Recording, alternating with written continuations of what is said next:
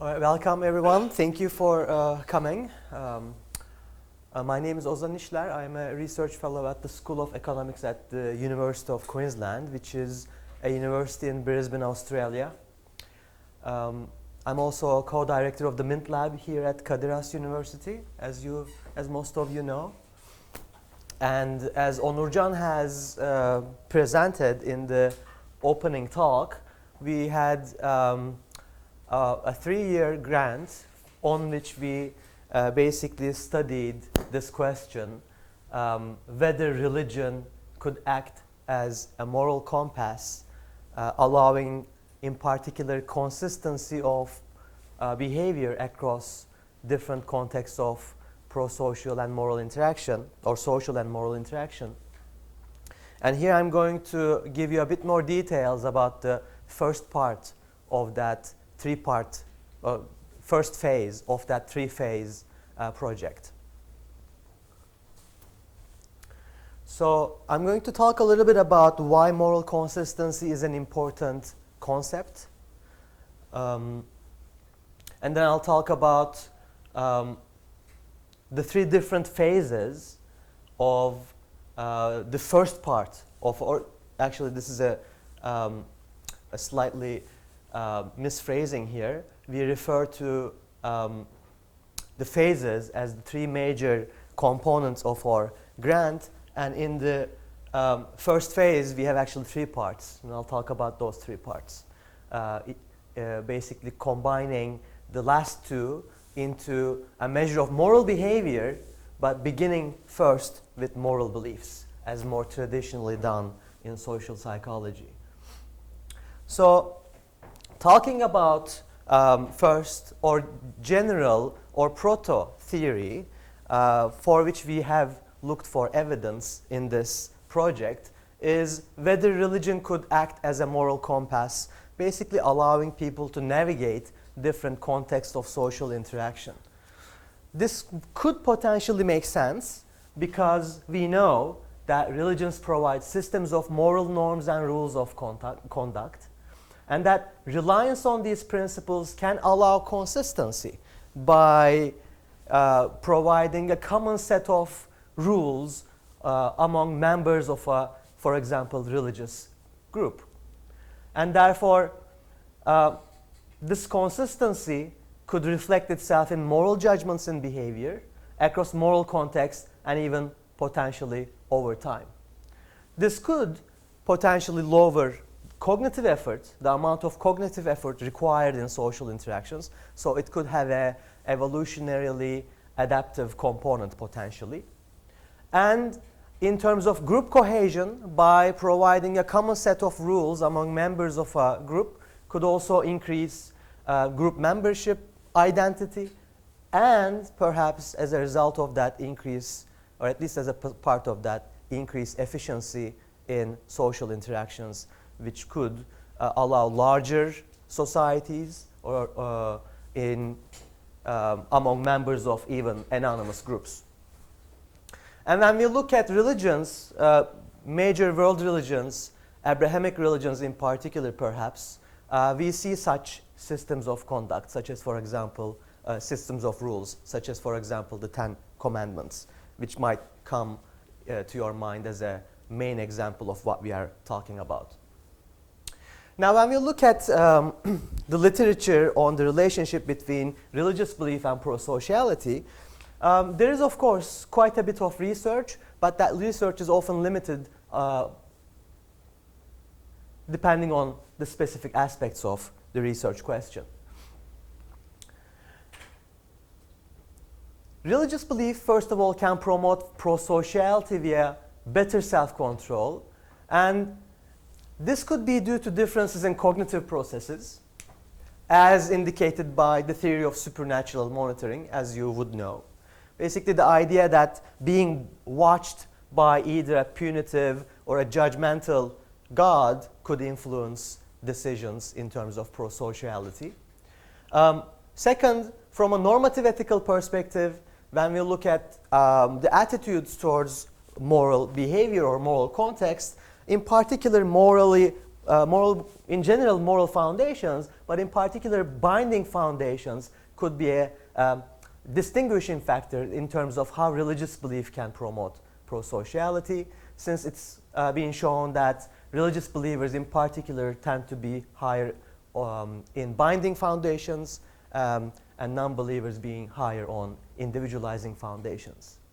And meta-ethical beliefs could also underlie some of the drivers of what might achieve higher levels of pro-sociality among religious believers.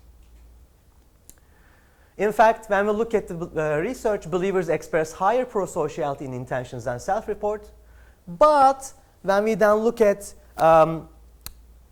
actual behavior, which is a little less researched, especially in terms of controlled experiments, it seems that these differences in believers and non-believers emerge in particularly when there are reputational concerns at stake, when anonymity, for example, is lacking.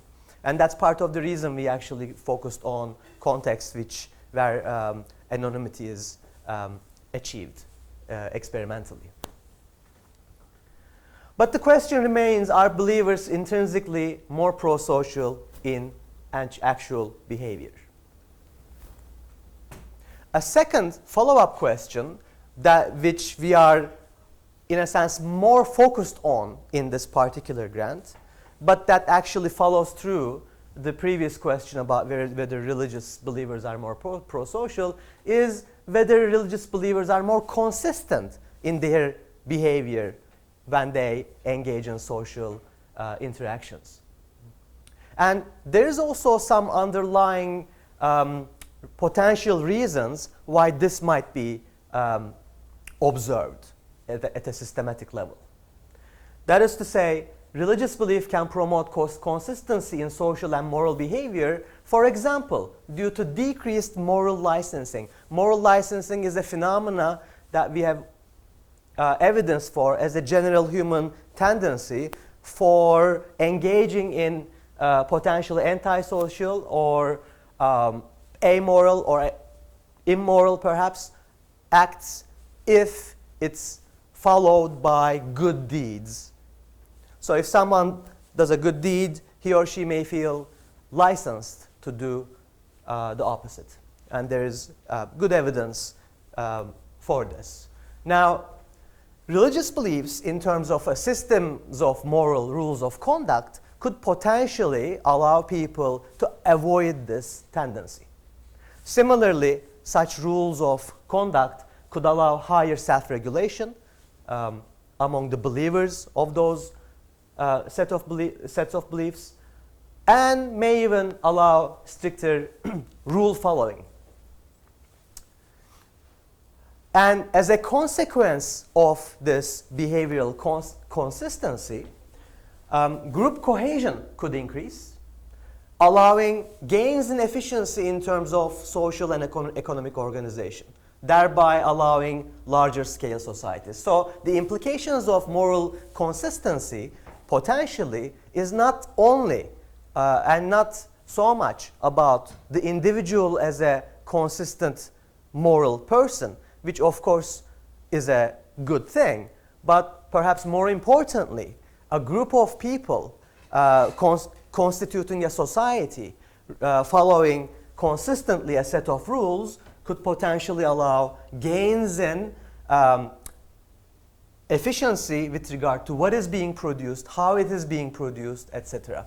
And that could, and especially among anonymous believers, anonymous members of the society, which could allow civilizations to basically thrive. So the question, therefore, is whether believers are in fact more consistent in their pro-social and moral behavior. But let me, before showing the results or describing the sample, talk a little bit about how we measured consistency. Now, Onurcan mentioned that we had measured behavior across different contexts of pro-sociality in terms of actual behavior or in terms of validated moral behavior scales. Either case, what we do is to calculate, most importantly, consistency at the individual level, which is basically a measure of the standard deviation for a given individual of the decisions made across these different tasks. Okay? And then we compare that statistic between the two main groups, believers and non-believers. We also have additional measures of cross-task consistency, which is how people behave consistently across tasks. Then the second one being the group level, which measures variation in all choices made by participants in a group, such as, for example, the believer group. And we use the Levine's test for equality of variance to compare between groups in terms of whether variances across decisions between groups differ. Second main important way of looking at consistency is how an individual or a group behaves across time or over time. And we have a longitudinal aspect to our data set to measure or to test this question using cross-time consistency. Now, to give you an overview of the sample we have, first we recruited 1,200 people equally divided among believers and non-believers. Non-believers themselves were divided equally in terms of agnostics and atheists. The whole sample was balanced in terms of SES and gender. These people are US residents living across various states in the US. After we control for belief, I mean, these were pre-selected depending on how they answered the previous survey in terms of their faith, but we updated their current state of belief when we actually, surveyed them. So based on the indication of how they define themselves in terms of their religious belief, we ended up with 1,174 people in our main first stage, or the more general first stage, in which we measured moral beliefs using extensive survey measures, well-established survey measures. That was in June 2022. 7 months later, we invited all these people, 1,174, back to Part B. 53% of these, nearly half of these people were in fact recruited back again to basically engage in the moral behavior tasks. In parentheses, it shows what percentage of the sample is actually a believer, and you can see that the sample is divided evenly across the three parts. And after the Part B, we waited for 11 months and invited back again those who have participated in Part B to give them again the moral behavioral tasks, and in particular those tasks that were categorized as measuring prosociality. And consistency across these two time points were then calculated. Okay, so that is a median age was 37. And there was, as I mentioned, a gender balance as well.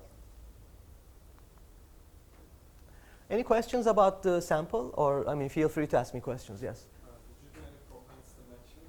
Because you call people back and some people may be more likely to come back in respect to their observations. Yes, that's a very good question. We did think about it, but we haven't done it.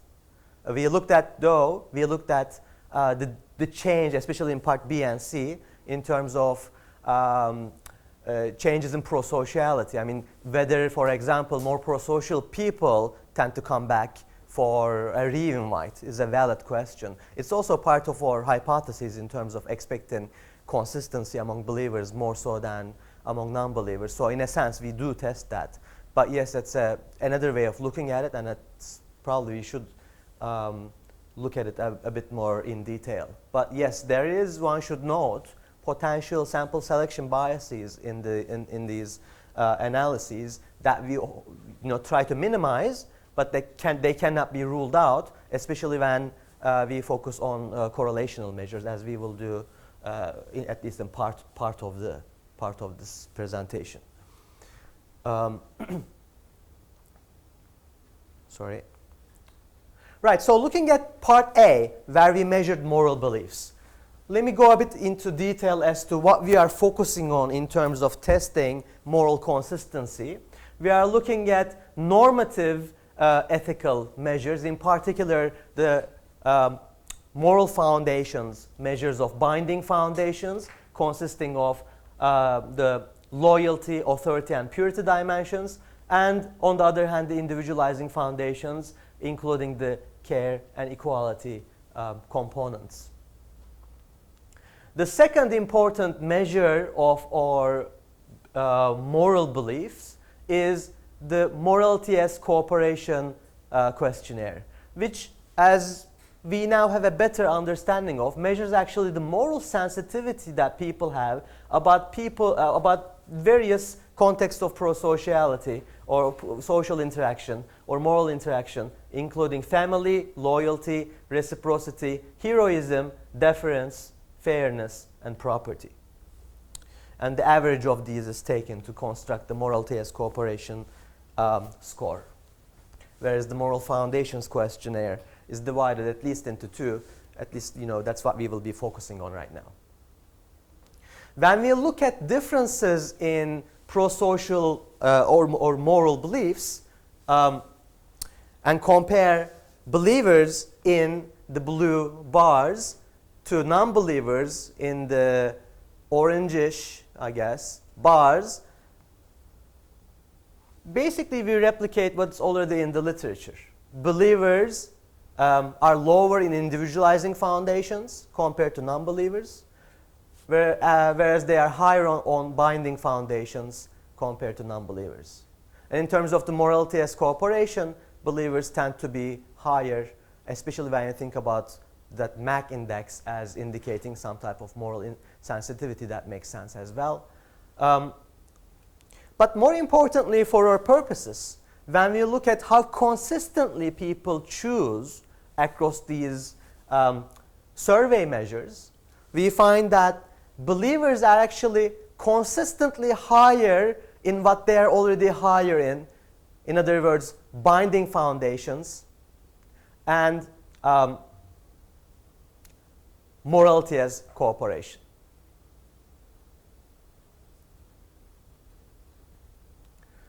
There's a slight mistake here, I think. But let's focus on the morality as, moral foundations. Non-believers are consistently higher in individualizing foundations in contrast to binding foundations. So groups are, in a sense, more consistent about making decisions on sets of concerns that they already have higher sensitivity in, which is, in a sense, in line with previous findings, and so perhaps in line with what we have in mind. But of course, that is only beliefs, right? There are no implications with regard to how you complete a survey, right? In terms of whether it has a cost to you. So if you have, for example, any concern about social appearing desirable to anyone, such as an experimenter, those answers might be influenced by such concerns. Regardless, we look at the potential moderators of these differences in consistency, as well as in differences in these scores, by looking at basic demographics such as age, gender, religiosity, some real-world differences in terms of religious engagement, but also metaethical beliefs in terms of whether people believe in the existence of divine authority, that whether morality is founded on a divine authority such as God. The moral subjectivism scale developed by Onurcan. The utilitarian attitude scale, which is the Oxford utilitarianism scale. The conformity that we have already mentioned briefly. The conformist attitude scale, a recent scale about general conformist behavioral attitudes or tendencies, including both, one should add, peer conformism when you look at its specific items, but also rule or authority conformism. So it's a bit of a mix of the two types of conformism that is possible, which will, as you see, will be an important distinction. So we might in fact separate the different items in the scale to see if whether peer versus rule conformism achieves the differences we find at the behavioral level, as you will see. We also have the cognitive performance task, which is measuring tendency for cognitive reflection, and we also measure tendency for desirable responding as well in talking about potential moderators. And these moderators often are quite different between believers and non-believers. For example, believers are much lower on moral subjectivism, right? They are much more objective in their meta-ethical beliefs in terms of whether there is a single true way, correct way to conceptualize morality, as opposed to the possibility of multiple ways of, being moral, or a pluralistic approach, which would be the moral subjectivist way of thinking. Believers also think much more so than non-believers that morality is given by God in a sense, and not in a sense man-made or depending on human constructions. In terms of cognitive reflection tendencies, again, in this case, non-believers tend to be more reflective on average compared to non-believers. But that's also a performance measure, so one should note it's not just how much they think of themselves as tending for being reflective, but they actually are, non-believers are actually more reflective in performance tasks, including which includes the CRT as well as some additional tasks from the judgment and decision-making literature. And in terms of social desirability biases, self-deceptive enhancement, in both self-deceptive enhancement and impression management,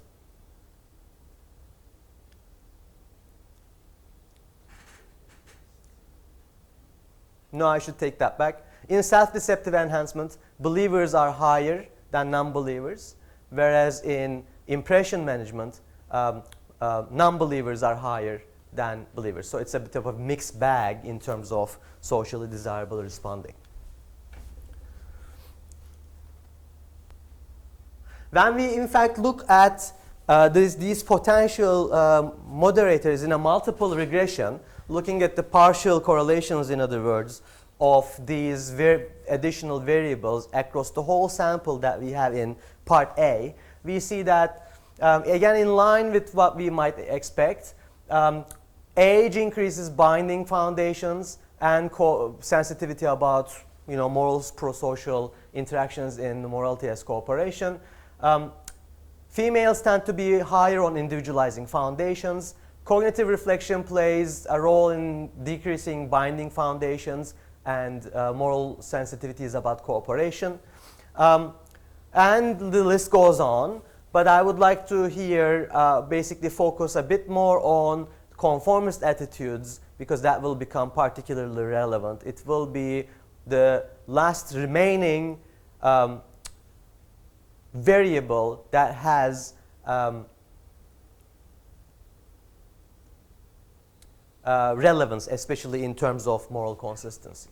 So when we look at moral consistency, variables that are correlated with consistency in moral beliefs, again, cognitive reflection increases consistency in binding foundations and decreases it in morality as cooperation. Similarly, we find various additional measures being correlated with consistency in moral beliefs, including conformist attitudes, and this is again an attitude measure in explaining cooperation. Morality as cooperation. How much time do I have? Okay.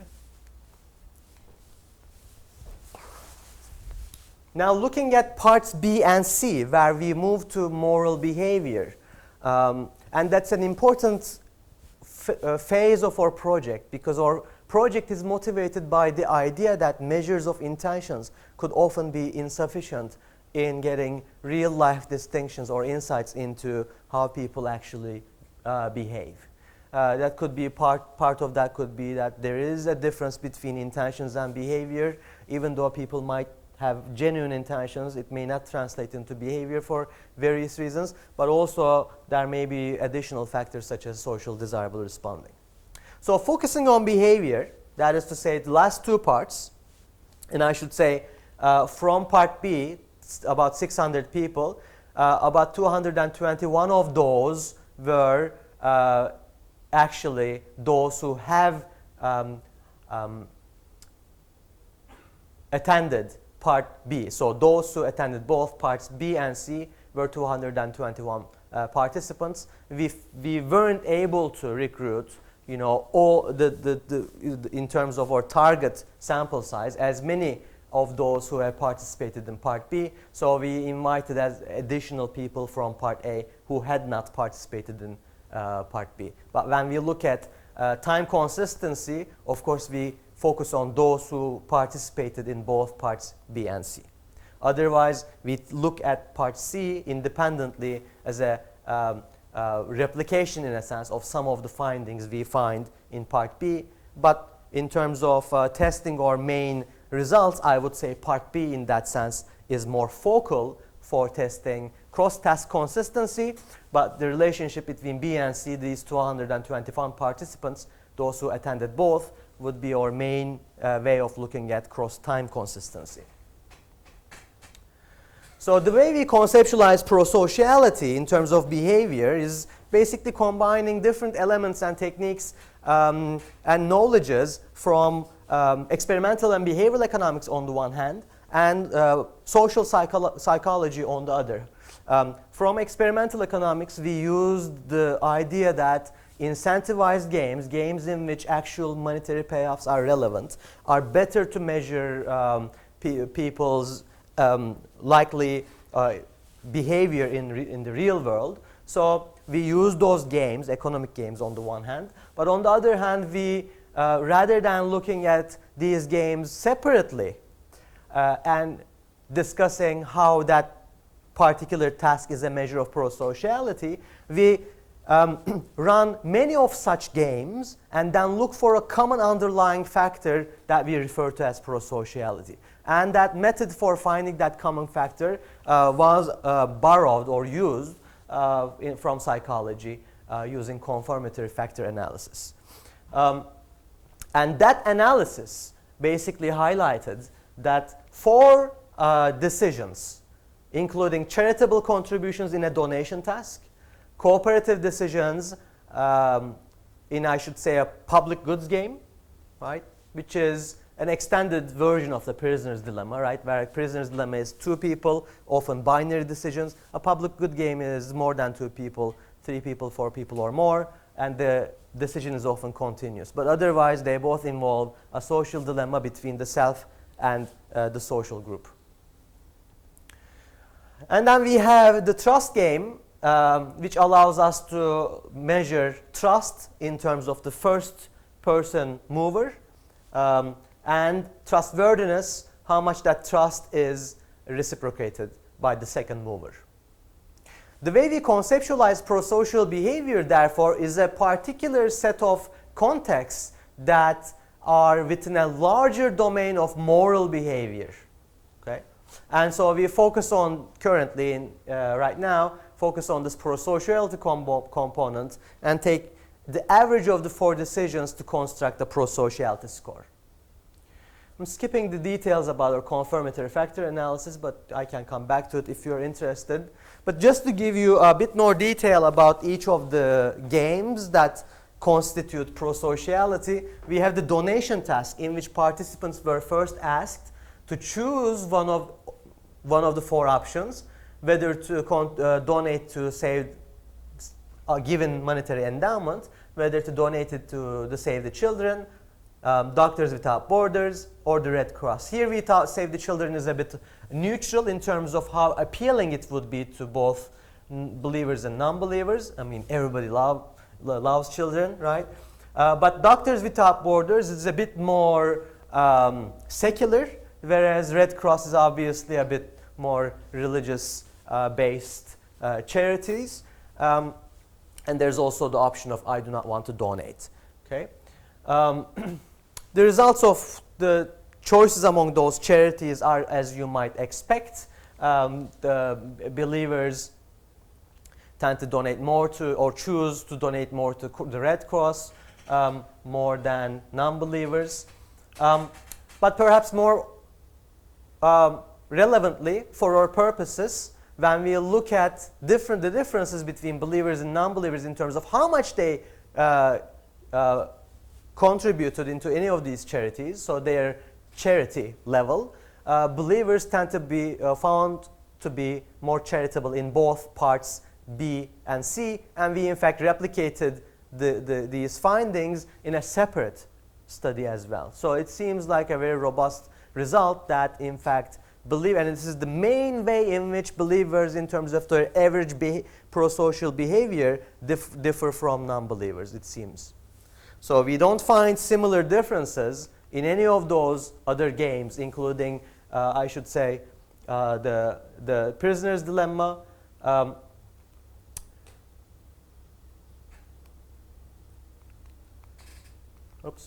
the trust game, or I should say the public goods game, the trust game. There is a small effect in the trust game that needs to be replicated. We are not sure if this would be replicated, in which non-believers were found to be more trusting of anonymous others.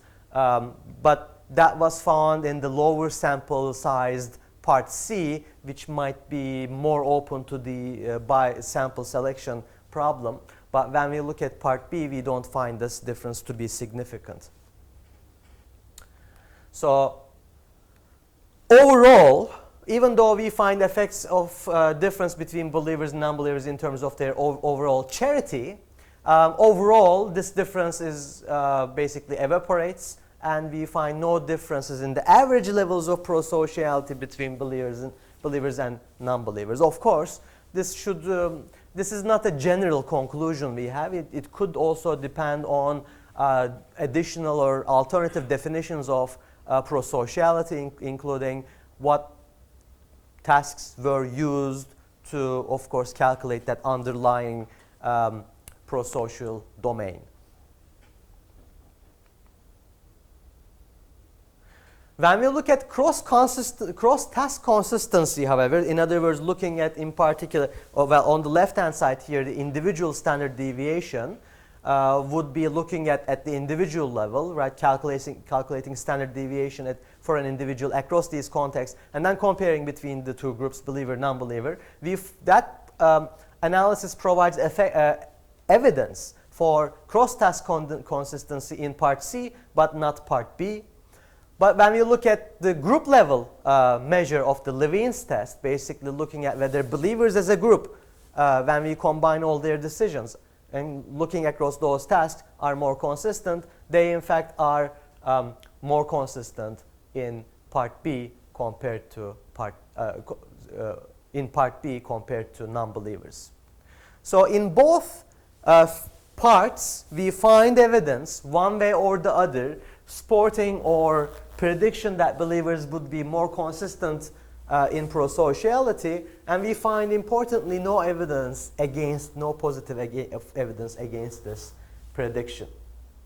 And this result, in terms of using the same four decisions and looking at testing for consistency, we have done this in a separate pre-registered study following these three parts, and we in fact replicated this finding that believers are more consistent across this consistency domain. Nevertheless, we only have 4 decisions, right, in this measure of prosociality. So one could say perhaps there aren't as many tasks as one might like in terms of looking at how consistent people are across different contexts. And so next I'll talk about a more expanded domain of behavioral tasks. But before going there, let me show you also the tests of cross-time consistency, looking at differences in part B and C for these 4 decisions. And what we find is that although believers on average do not change in terms of how they behave, and remember there are 11 months between these 2 data sets, right? So that's quite a bit of a time delay in terms of checking for consistency. Whereas non-believers show difference in terms, on average, in terms of how they behaved across these 2, between these 2 data sets. So we also find, in other words, some evidence that across time, believers tend to be more consistent. When we look at the, well, I'll skip the potential moderators of, well, let's just talk about it since there aren't that many. But the average level of prosociality seems to depend on rule following. Sorry, I'll take that back. Basically, what this slide is showing is that we checked for 2 additional types of moderators when we moved from beliefs or attitudes to behavior. In addition to what I've already shown you as potential mediators, we have devised 2 behavioral versions of 2 different types of what we believe are highly likely moderators. One is conformist behavior as a general underlying human tendency to conform to either authority rule or peer behavior as a way to explain human tendency towards prosociality. And also a meta-ethical distinction, or a, well, depending on, I guess, the way you look at it, it could also be, well, let's say the ethical distinction between utilitarian and deontological way of behaving, not just thinking and behaving, and we use the monetary moral dilemma game to measure that distinction. So to give you an idea of how the conformity task works, very simply people are assigned 100 tokens representing actual money such as $1, and participants are asked to basically invest or distribute that those 100 tokens between 2 accounts, one of which doubles the money, the other of which basically multiplies it by 0, so you don't get any return from any money put in account B. The control would be not having any of these additional instructions. The peer conformity measure is the case in which the first sentence is shown, where it's being told that one of the participants who previously completed the same task actually did something such as putting a lot of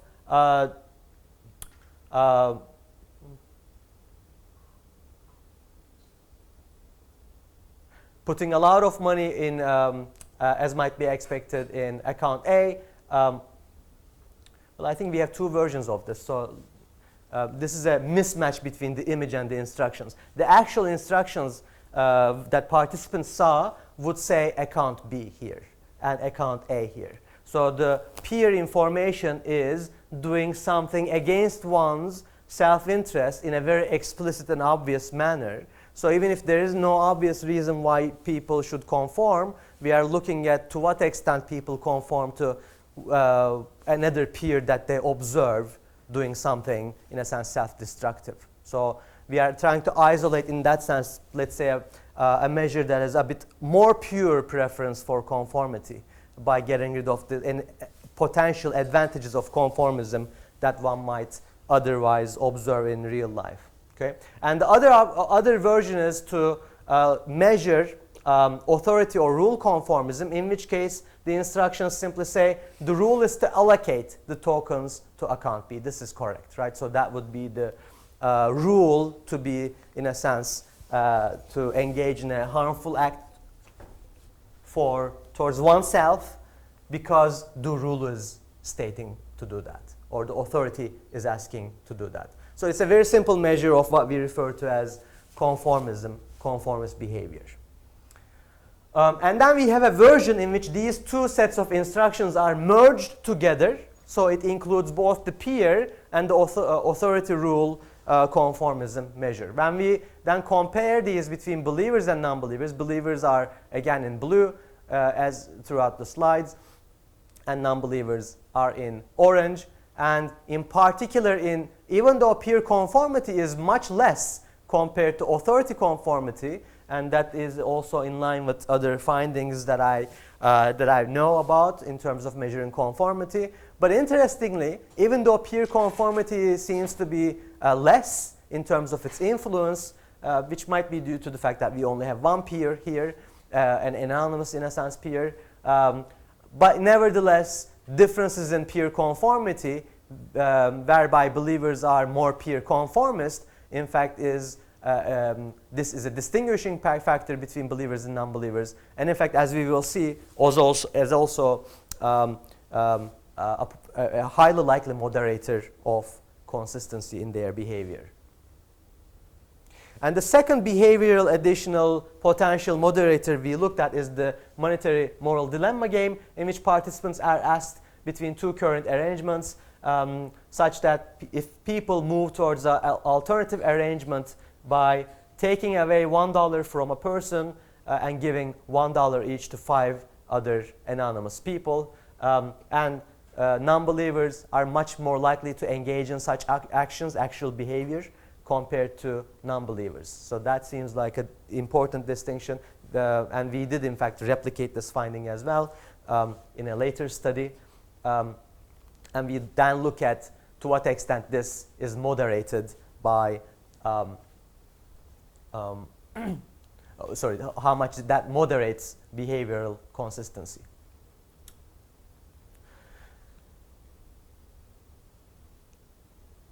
Going to skip this and basically look at what we are most interested in, not to be too late in terms of in time. When we look at all of those different moderators that we have used in the regression analysis that I've showed you when we looked at moral beliefs, plus the additional behavioral potential moderators that I just discussed, the only variable that has a correlational relationship between pro-social consistency is conformist behavior, which explains higher consistency in part B. And when we distinguish between, this measures basically over average conformism across those three versions of the conformist measure. When we separate it into peer conformism and authority conformism, it is in particular peer conformism that seems to increase moral consistency across these tasks.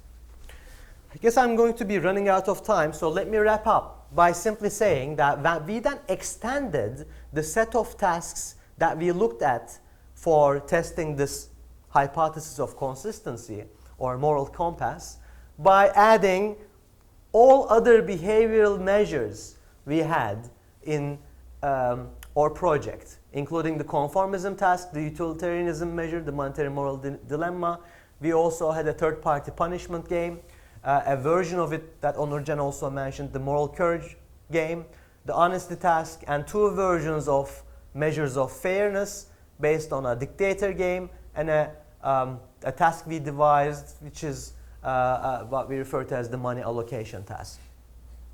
Now, combining all those, I'm going to skip the individual tasks and how they differ between believers and non-believers, and focus on what we are most interested in, consistency. Across those tasks, and including the tasks that constitute the pro-sociality domain, again, we find that believers behave more, first of all, we don't report the average levels of moral behavior, because that average depends often on the type of task you include, right? So for example, if you include the utilitarianism behavior task, that of course would influence it in a way such that non-believers would be higher on their moral behavior. So it depends on the task selection, but not so much cross-task consistency. Looking at cross-task consistency, believers tend to be more consistent in both part B and part C compared to non-believers. So evidence in both parts. And then again, looking at cross-time consistency between the parts B and C, believers do not show a significant difference in their overall moral behavior, based on how we define that concept, and whereas non-believers do. So non-believers become, on average, more pro-social or moral in their behavior in these 11 months as compared to believers.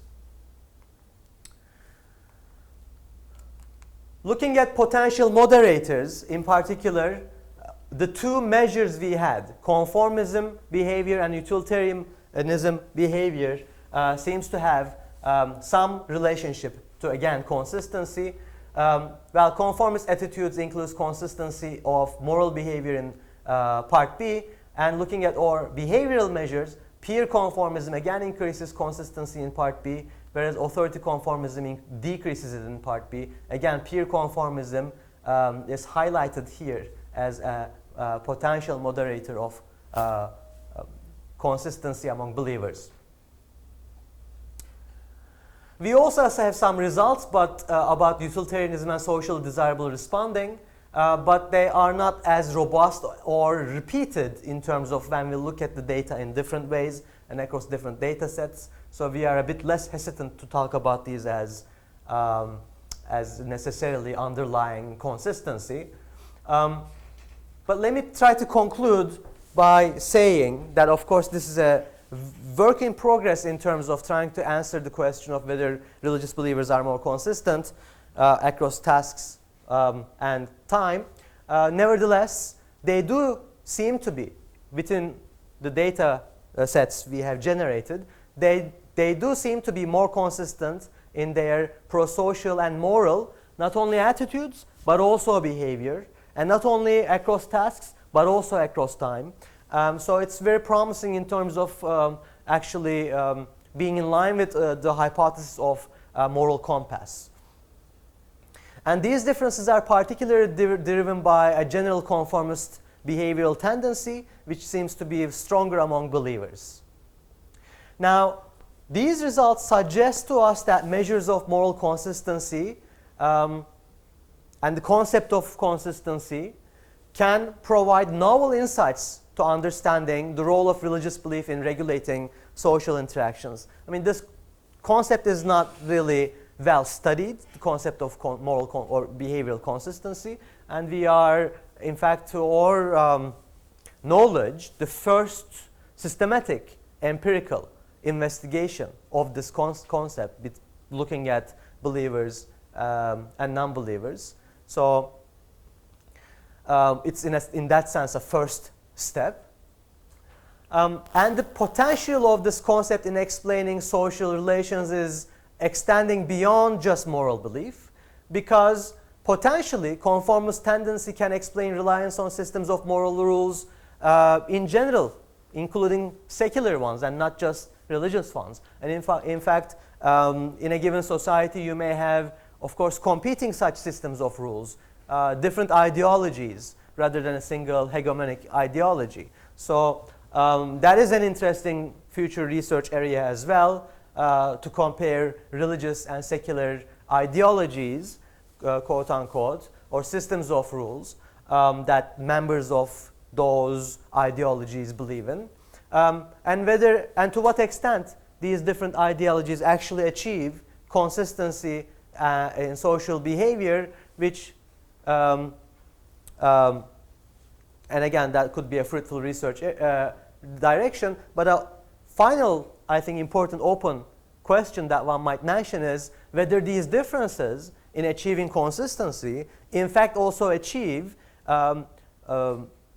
better economic and social outcomes, especially in terms of economic outcomes, whether efficiency is increased, whether division of labor becomes more pronounced, for example, especially when you look at the relationships between anonymous people, whether consistency in moral behavior allows large-scale cooperation. Could be another interesting research question. So thank you very much. Any questions, please?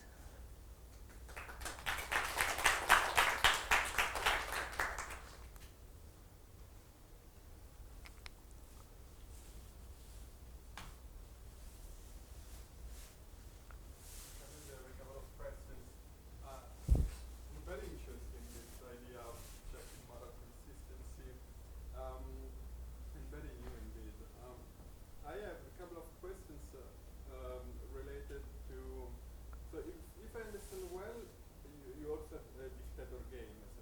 Yeah. but it's not included in the prosociality measure. Yeah. I was wondering why, because it's certainly correlated. Yes, yes, that's a very good question. We have an official and an unofficial answer to this. Okay. Okay. Well, the official. Well, I'll talk about first the unofficial answer, which is the actual reason, at least in terms of how the dictator game ended up being excluded. Or one of our co-authors, Daniel John Zizzo, is severe critic of the dictator game as potentially a biased measure of prosociality. He has previous work arguing that the dictator game is often confounded with desirable responding, and that it is not necessarily clear what it measures. And so that was the justification for leaving potentially dictator game out. What we then thought about was to look for a version of such one-dimensional task where the other side is passive, and we have therefore modified the donation tasks in the literature for our purposes, where in a sense we replaced the dictator game with the donation task. But we did keep the dictator game, and our goal was, and this is our official answer, that dictator game becomes as a way to check or measure of prosociality by looking at the correlation between the average prosociality in our prosociality domain with behavior in the dictator game. And that's how what we have done, which is obviously a very high level of cooperation, as you might expect, between prosociality, average prosociality in our domain and the dictator game. But to add on this, I would say that the donation task has limitations because one pre-decides the number of charities, and this might also drive the fact that there are higher donations among believers than among non-believers, because maybe charities are not uniformly distributed. Yep. So there are some charities that are typically, as you said correctly, so believers are more likely to donate to the charities. I was wondering if you include a very secular charity. I don't know, there might be charities working on abortion or something like this. Probably you see donations completely shifted with non-believers. Sure, and I would agree with that expectation. Especially we had like a charity for helping women having abortions, for example, right? That could be the case. What we did try to minimize that potential issue while focusing on a single version of the charitable contribution task. What we did was to basically have the Save the Children as a kind of a middle ground that would appeal potentially to any charitable person independent of belief. We had the Red Cross as a potentially a charity with a obviously religious connotations. So what we then tried to do is to balance the Red Cross by finding an alternative health-related charity that is explicitly secular, and that what we found was Doctors Without Borders. But I do agree, you could have a much more extreme version of a potentially secular charity to achieve that result of showing that potentially non-believers are more charitable in that particular context, but we wanted to measure, in a sense, charity in general, even though we were looking at specific charities. And that what we did, and we hoped to achieve that by having a kind of a middle ground charity and then two charities covering both sides. But of course, that is, and I've shown you the result. Believers are more choosing. More believers are choosing the Red Cross, but not many more non-believers are choosing the Doctors Without Borders. So that is indicating a potential issue, as you mentioned, I think, with the charitable contributions game or the donation task. Yeah. Did you have another question, or? I did what the Oh, okay. Thank you. So just for clarification, you showed us pop scores, right? I don't understand what that is, because there are many possibilities, some involving third variables, like for instance in our culture, we You know how we call some people when they do something, we say ijaj karma. You know, it's a kind of characteristic which can be reduced to a cognitive characteristic which can explain both conformism and believing, non-believing. So it can be a third variable. Conformism can cause believing, a tendency towards, vice versa. You could be trained in conformism because you're a believer. And so what kinds of causal structures here do you think are more tenable or more likely? So we didn't manipulate conformism in a way to test specifically that question, although we are very much interested in it. At the moment, we are, I guess, able to say and talk about potential causal relationships, and in a sort of a personal belief level. And to my mind, one potential causal direction would be, and this is in line with some of my previous work, which finds that those who are higher in some type of a conformist measure are more aligned in their behavior across different tasks of prosociality, including honesty game and a social dilemma.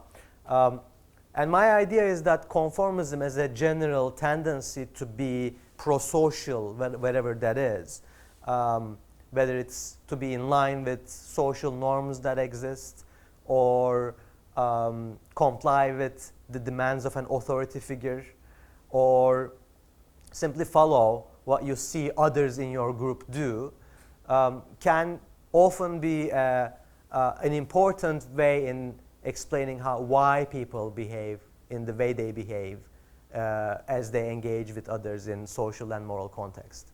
Of course, this is in a sense a very obvious, especially for social psychologists, right? Conformism has been, from the classical experiments early on, has been a major concept, but we feel that it has been much neglected in the recent decades for no obvious reasons, and much less so studied in experimental behavioral economics.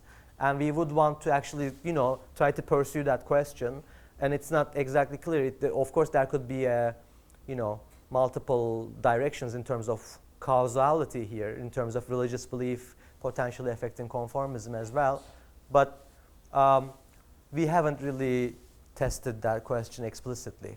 My personal belief is conformism is a fundamental human tendency that explains potentially differences between people in how they behave prosocially and morally. But I think we need future research to actually be a bit more detailed in terms of how that might happen, or whether there are opposite causal mechanisms at play. But thank you. Another question was for the future presentations. You show up bar plots while discussing the different opinion groups, but I would like to see some sort of distribution. Mm-hmm. It's plot like a violent plot and a plot silent plot. Because I've wondered, there was can't really recall it right now, but there was a bar plot that shows 8 for the non-believers. I wondered if that was driven by some people scoring very high, or the people scoring very high, and they're driving the mean towards the 8, or everybody. So I'm trying to understand if there's a heterogeneity from the factors. Yes, in some of the scales, definitely. I mean, especially when you group believers and non-believers, you obviously will have such asymmetries. Often, for example, in scales such as morality is founded on divine authority, let's say, right? You would have non-believers choosing consistently very low, and believers basically being distributed across that scale. And there are such differences, and they are important to look at, as you say. But I just try to focus on basically our main research question. But yes, of course, those will be reported in the actual research output of a journal article for sure. I have a little question. Among non-believers, so they have higher variance, right? Did I understand? Yes, yes. So this could happen in several different ways. Could be that the distribution is still normal, but it's a bit more spread, even be the case that they alternate, and so you have two modes. Maybe because of how's it called? Well, when you have to alternate between moral and immoral behavior, Mm. you can have some distribution of Mhm. this. I don't know if you have looked at this, at the shape of the Mm. distribution. It's very much linked to his question, Yes. because I think it would be very interesting to see whether the shapes are fundamentally Mhm. different. No, noted. We will do that. We haven't done that carefully, to be honest. I mean, especially even there are many different metrics of how one might compare distributions, and we just looked at the average differences in averages, and of course, basically the standard deviation. But the others, modalities, and the degrees of kurtosis, or other types of ways of looking at that distribution, we haven't done that yet, So at in least. fact, the combined prosocial score has a normal distribution, including those core tasks. But when you check the individual tasks, yes, there is a multimodality issue. Which is, of course, an issue. Sorry, go ahead. But for all people, is it possible that for believers the mode is unique, but for non-believers there are two modes? Okay, so you are saying that we should check the distribution per group. Yes. Mhm. It could be interesting. Mm. So if there is a difference between believers and non-believers in a particular type of person with regard to how that person behaves in a particular context. For example, if free riders, let's say, are non-existent in believers and they are significant portion of, let's say, believers, or vice versa, that would, what you're referring to, would be an important way to look at. That would be why we would want to look at these differences in distributions, I guess. Yeah, I was thinking that it's possible that believers are more consistent with their prosocial behavior, and so in the terms of distribution, you see a normal distribution where most people are somehow here, and the other Yeah, case. yeah. It's possible that non-believers are more inconsistent, because they sometimes act prosocially, sometimes they don't act prosocially. And when you take groups of people, you will have a lot of people that jump from one side to the other every time, and this creates two peaks of the distribution. So I just think it's an interesting thing to look at. And this would be consistent with the fact that you have higher variance in one case than in the other case, because of course two modes gives a higher variance than one mode. Okay, thank you very much. Yes, please. Something that don't touch on, you compare believers and non-believers, and I'm not quite sure how they were chosen, presumably Self-reported, yes. But I'm inclined to think that non-believers have actually had pretty much the same training as believers, because probably most of them actually came from believing families. That is, people using their education or whatever may have rejected the divinity beliefs, but they haven't changed their moral beliefs, would be my assumption. I mean, they probably don't come from an atheist group. Yeah. No, it's a very good point, yes. I mean, I agree. Or distinction is based off believers versus non-believers is based on self-report.